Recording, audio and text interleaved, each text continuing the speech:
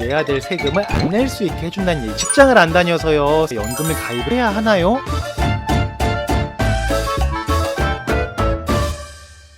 연금저축 관련해가지고 세금 혜택이 있다던데 정확히 어떤 혜택을 받는 건가요? 라고 질문하시는 분 정말 많습니다. 이렇게 됩니다. 왼쪽 표 보시면 보이실지 모르겠네. 제가 읽어드릴게요. 일단 연금저축만 보면 납입금액은 연금저축은 1,800만 원까지 납입을 할 수 있으신데 1,800만 원까지 다 세제 혜택을 주는 건 아니고요. 400만 원에 대해서만 세액공제 혜택을 주게 됩니다. 세액공제 혜택을 주게 되고요. 그리고 연봉에 따라서 세액공제의 비율이 조금 달라집니다. 그래서 연봉이 5,500만 원 이하이신 분들은 16.5%의 세액공제를 받아서 금액으로는 66만 원을 받게 되고요. 5,500만 원 초과되는 좀 고소득자분들은 나라에서 볼 때 당신들은 환급 좀만 더 받으세요 뭐 이런 취지인가 봐요. 13.2%를 공제를 받을 수 있습니다. 그러면 금액으로는 52만 8천 원이 된다 라고 보시면 되고, 이거 괜찮죠. 그러니까 66만 원이 환급된다는 얘기는 무슨 말이냐면 나중에 우리가 연말정산하고 나서 내가 결정세액으로 66만 원을 내야 되는 상황에 놓여졌다. 근데 만약에 내가 연금저축을 400만 원을 가입을 해서 세제 혜택 받은 게 66만 원이 있다. 그러면은 66만 원 내야 될 세금을 안 낼 수 있게 해준다는 얘기인 거고, 그리고 66만 원 냈던 게 있으면 돌려받는다. 뭐 이런 개념인 거죠. 그래서 굉장히 큰 혜택은 맞습니다. 수익률로만 쳐도 굉장히 높은 수익률이 되는 거죠. 네, 10% 이상이 되는 거니까. 데니체님은 제대로 알고 계시네요. 과거에 소득공제에 있었던 걸로 알아요. 네, 소득공제였었습니다. 이게 제가 그래서 오른쪽에 좀 요 도표를 좀 가지고 왔는데, 예전에는 이런 거였어요. 여기 일반적으로 요 돈은 근로생활을 하기 위해서 어쩔 수 없이 들어가는 기본적인 비용이 있을 거야. 그거는 누구나 공통적으로 근로소득 공제를 해주자. 그래서 만약에 내 급여액이 4천만 원이어도 근로소득 공제 뭐 1천만 원을 뺐다. 그러면 근로소득 금액이 3천만 원이 되는 거죠. 자, 이렇게 근로소득 금액이 나오면 거기서 소득 공제를 해주는 게 있습니다. 이건 뭐냐면 우리가 의료비로 쓴 거라든지 대출에 대한 거라든지 신용카드 쓴 거라든지 뭐 보험료 낸 거라든지 이런 것들은 살면서 어쩔 수 없이 쓸 수밖에 없는 그런 돈들이 있지 않습니까? 그래서 이거는 내가 벌긴 벌었지만 사실상 다 나가는 돈이었기 때문에 난 내가 진짜 쓴 돈이 아니야 라고 이제 나라에서 인정을 해주게 되는 거죠. 마치 자영업자들이 물건을 사서 팔잖아요. 만약에 내가 자영업자가 100만 원을 벌었어요. 근데 물건을 떼온 게 50만 원이에요. 그럼 내가 실제로 번 거는, 통장에 찍힌 거는 100만 원을 벌었다고 찍혔지만 내가 실제로 번 거는 물건 매입 비용 50만 원 있었기 때문에 50만 원만 실제적인 소득이지 않겠습니까? 근데 자영업자들은 이렇게 비용을 또 공제를 해주는데, 근로자들에게는 이 소득 공제가 바로 비용 처리를 해주는 개념이다라고 보시면 됩니다. 자, 이 상태에서 근로소득 금액이 나오는 거에서 소득공제를 빼주면 과세 표준 금액이라는 말이 나옵니다. 자, 우리는 이 과세 표준 금액에다가 그 세율을 곱해서 산출세액이라는 게 나오게 됩니다. 그리고 세액공제는 뭐냐면 그냥 세액공제는 금액을 그냥 빼줘버리는 거예요. 그러니까 소득공제는 소득의 규모를 축소시켜주는 거고, 세액공제는 세금을 그냥 깎아주는 거다. 간단하게 이렇게 생각을 좀 하시면 될 것 같습니다. 그래서 이게 소득공제에서 세액공제를 바뀔 때 엄청난 이슈였었죠. 엄청난 이슈였었는데, 근데 막상 그때 당시에 많은 분들이 그거를 관심을 많이 갖지는 않으셨었어요. 네, 왜 그러냐면은 그때 담배값이 같이 올랐거든요. 그러니까 담배값에 혈안이 돼 있어가지고 여기 좀 아메무야 좀 넘어가는 좀 그런 분위기도 있었던 것 같습니다. 그래서 과거에는 정말 고소득자 분들은 소득공제가 엄청 유리했었습니다.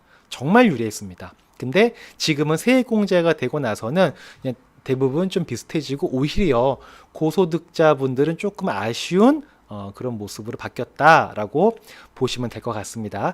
이 세액공제, 이게 연금저축 관련해가 첫 번째 세제 혜택이라고 보시면 되고요. 두 번째는 바로 요겁니다. 요거는 조금 복잡합니다. 요거는 뭐 아시는 분도 계시고 모르시는 분도 계실 수 있는데, 요 400만 원은 매년 우리가 연금저축을 납입을 하시는 겁니다. 400만 원, 400만 원, 400만 원은 1년 동안 이렇게 1년에 400만 원씩 내고 납입을 하시는 거예요. 그럼 이 회색깔 박스, 이거는 세액공제를 받게 됩니다. 그쵸? 400만 원까지니까. 근데 우리가 이 400만 원만 내지 않고 더 낼 수 있잖아요. 우리는 1년 동안 낼 수 있는 게 얼마예요? 1,800만 원까지 연금저축계좌에다가 납입을 할 수가 있잖아요. 그래서 첫 해에는 내가 소득도 별로 안 되고 여유가 없어서 400만 원만 겨우겨우 맞춰서 냈다. 근데 둘째 연도부터는 좀 여유가 생겨서 이 파랑 색깔 박스 이렇게 300만 원씩 추가로 불입을 하게 된 겁니다. 그러면 400만 원에 대해서는 세액공제를 받았겠지만 이 300만 원, 이걸 추가 납입분이라고 한번 굳이 이름을 붙여보겠습니다. 이 추가 납입 부분에 대해서는 우리가 세액공제를 받지는 않았죠. 이렇게 시간이 흘러서 납입이 종료가 되는 시점이 됐을 때는 그동안 내가 세액공제 받으면서 총 납입한 금액이 회색깔 박스로 있을 거고요. 그리고 세액공제 받지 않은 금액, 추가 납입한 금액, 추납한 금액이 파란 색깔 박스로 있을 것이고, 그리고 총 납입한 거, 추가 납입 금액과 총 납입한 그냥 세액공제 받은 이 두 개를 합한 걸로 인해서 발생된 수익이 빨간색으로 이렇게 있겠죠. 자, 여기까지는 여러분 별로 어려운 거 없으시죠? 그럼 여기서 어떤 세제 혜택이 있는 거냐면, 이제 여기에서 계속 불어나는 거, 원래 우리가 세금 이렇게 펀드 관리하고 막 사고 팔고 할 때 원래 우리가 세금 있잖아요. 이 나중에 말씀드리겠지만 연금저축계좌에도 우리가 타이거 나스닥백을 넣을 수가 있는데, 그냥 우리가 일반 계좌에서 하면은 사고 팔 때 번 돈이 있으면 15.4% 세금을 내지 않습니까? 근데 연금계좌에서 그런 것들을 운용을 할 수 있는데, 그런 걸 운용을 했을 때 사고 팔고 이렇게 운영해 나갈 때 세금을 내지 않는다, 과세 이연이 된다라는 얘기인 거고요. 그러면 언제 세금 내냐? 죽을 때까지 비과세냐? 그거는 아닙니다. 자, 연금을 개시할 때가 되면요, 연금을 개시할 때가 되면 내 돈에는 꼬리표가 붙어 있는데 세액공제 받은 금액이 있을 것이고 세액공제 안 받은 금액이 있을 것이고, 파란색이요. 그리고 요거는 이 수익난 부분이 있을 겁니다.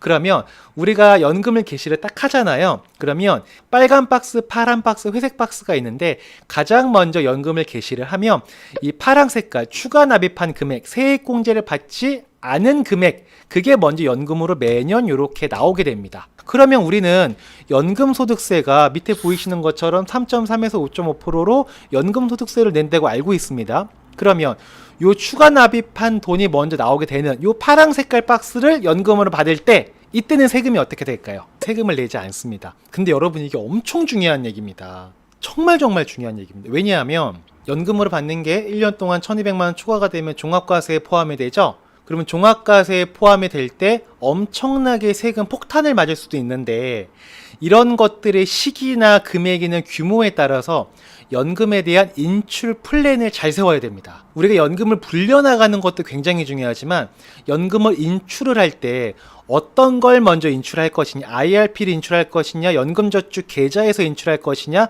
이런 것들 있잖아요. 국민연금이랑 어떻게 중복시킬 것이냐, 이런 계획을 잘 세우셔야 됩니다.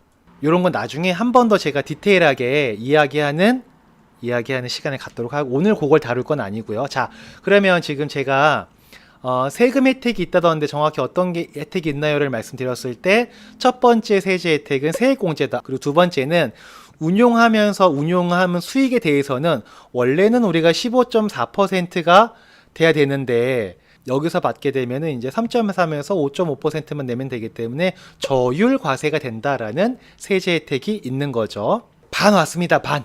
10번째 질문입니다.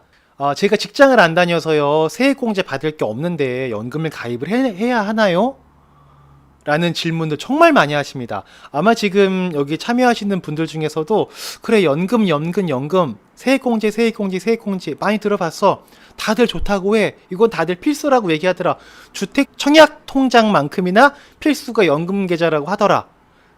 근데 나는 직장을 안 다니니까 세금을 안 내니까 세제 혜택을 받을 게 없는데 난 꼭 연금을 가입을 해야 되나?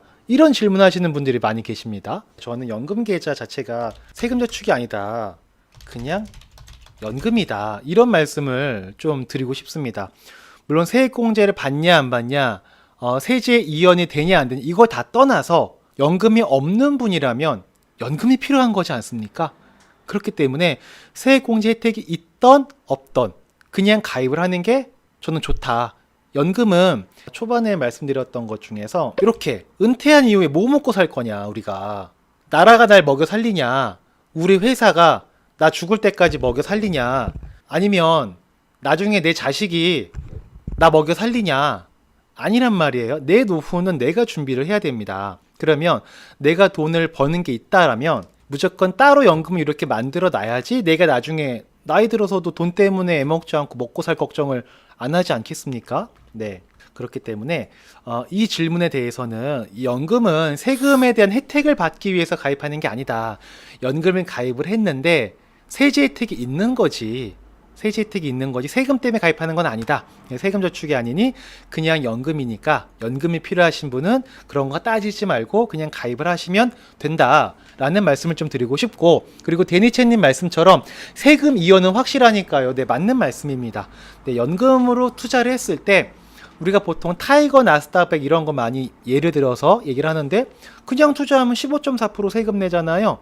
근데 여기 연금계좌에서 투자하면 어떻게 돼요? 3.3% 내지는 뭐 5.5%만 세금 내면 되지 않습니까? 네.